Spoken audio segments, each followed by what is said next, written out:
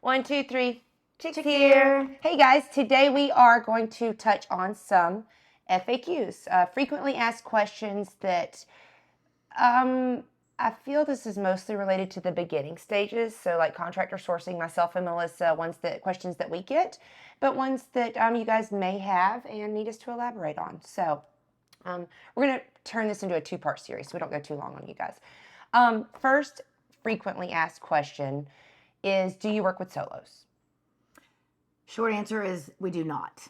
I know you've seen this in our advertising. You've heard us talk about it in our videos before, and that has not changed. You do have to be a part of an established team in order to be a contractor with Hyfield Trucking at either carrier, Panther Premium Logistics, and or FedEx Custom Critical. So yes, you must have a teammate, and we do not pair teammates. Unfortunately, we do not pair solo We do not drivers. have the ability to do that, so you do have to come to us already with a partner in mind. What class of CDL do I need to come on board with you guys? Well, this is twofold. Or do I need a CDL? I'm sorry. You absolutely do need a CDL. We do run commercial motor vehicles, therefore a CDL is required.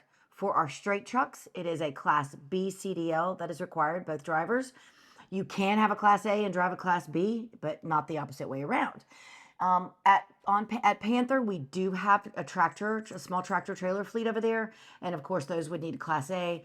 And if I'm not mistaken, they need at least 2 years. 2 years recent Class A experience for our 150 inch. For our 120 inch, it is at least 1 year recent Class A experience. And by recent, we mean within the last 5 years. Correct. Did you touch on, maybe I just paid attention.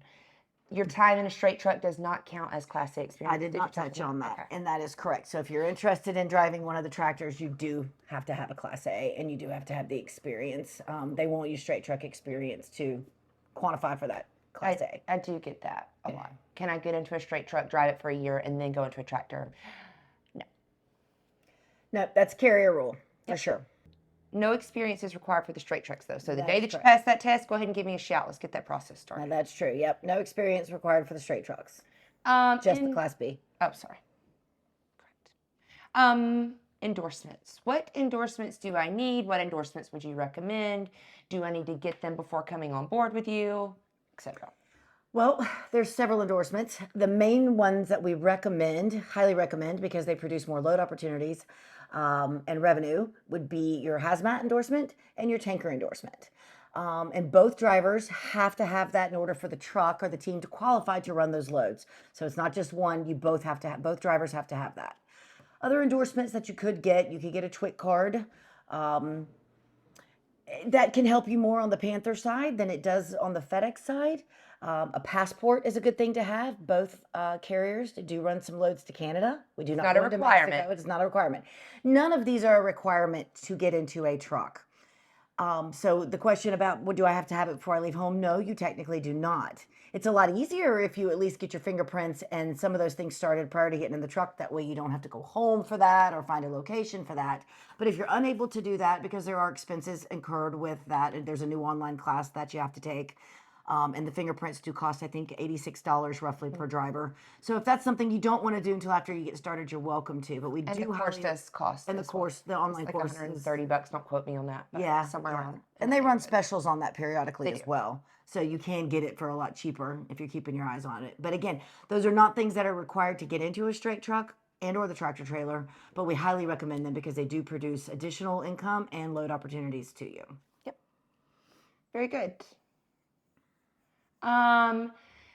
Next, what state is Hyfield Trucking based out of?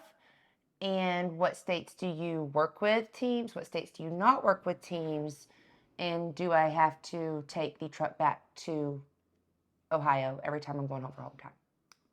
Yes. Our company is based out. No, you don't have to take it back to Ohio every time you come home for home time. No, not for home time. I thought you meant I'm sorry. Okay. Yes, we are based out of Columbus, Ohio. That is where the vehicle will be or the truck will be when you come to pick it up to get started. That is also where you will bring it if things don't work out or if you have to leave us. We are not allowed to work with drivers that have a California CDL. So unfortunately, if your driver's license or your commercial driver's license is in the state of California, we cannot bring you on as a contractor. That is a carrier requirement. Correct. And that's on either side. So Correct. unfortunately, that's just the state government in California that has made it to where we can't work with those drivers. We also have, I'm not saying that we can't work with drivers from some of these other states I'm going to mention, but I'm going to tell you that it is exponentially more difficult to get to and from home if you live in the Pacific Northwest, Washington State, Oregon State, Idaho, Nevada. There's a few really dry areas out there, Montana. I'm not saying it's not possible. It's North just Dakota, much exactly. more difficult when going home for home time. Now, we only require that you're out there 3 weeks, but our more successful teams are staying out there longer. If you plan on going out there and staying That's different. a lot longer, that's a different story. You could probably make that work. Yeah, I would recommend that if you live in one of those states and you need to get home frequently, this is probably not the route to go. And I don't mean to sound discouraging in that. It's just you're going to really have a hard time doing that.